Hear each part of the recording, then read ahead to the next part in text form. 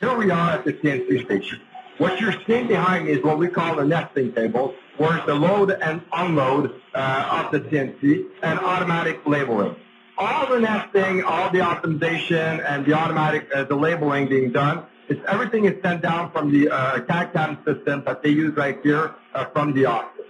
Now, with Production Assistant, what we want to explain today is Production Assistant is used in this facility to be able to track the project everywhere into the shop and knowing in real time where the project is and at what station.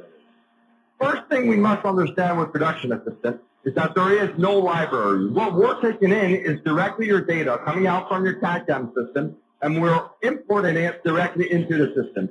So what you're seeing right here is all the work orders project coming in from your CAD/CAM system. You're seeing all the products and all the loose items that has been, again, generated for a specific work order.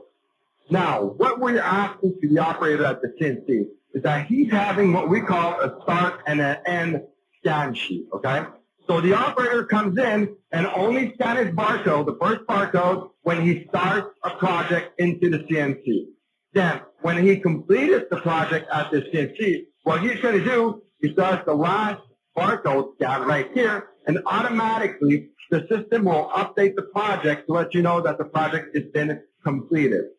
Why we also ask him to do a first scan is that will also allow the production manager to know that the project has been started into the machine. How can he see that? Well, when he clicks on his project status, into the screen, you're going to see at the CNC, it turns out to be yellow, letting me know, letting the production manager know that the job has been started at the CNC. What you're seeing also at the project status is all the steps that the CNC the job has to take on his repair towards this level. So you have a progress that shows you the total amount of parts and product that needs to go at all of these stations and what has been completed or not for each of these stations. Other little things, by using the scan in and scan out sheet, well, automatically we're also tracking the time that it takes for a project to be loaded into your factory. So you're knowing how much time it takes for all these elements. Now, last little thing we want the operator to do is if there is a damaged part, we want them to specify what part has been damaged into the CNC.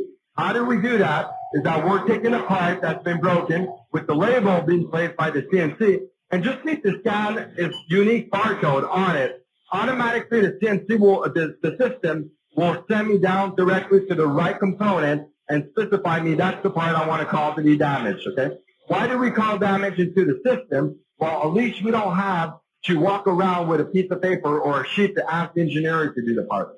Automatically, we're going to inform everybody at the same time that there is a damaged part. Other little thing you're going to see towards that is this is the real 3D drawing arriving directly from your CAD/CAM product that you have.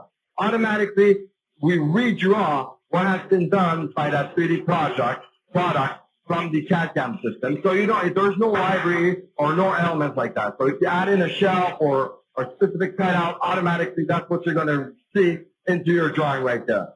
Other little thing, as you can see, if I go in, I can hide components and see the details of these elements directly into the system. So if there's a specific part or notch or something, I can go in and see this element.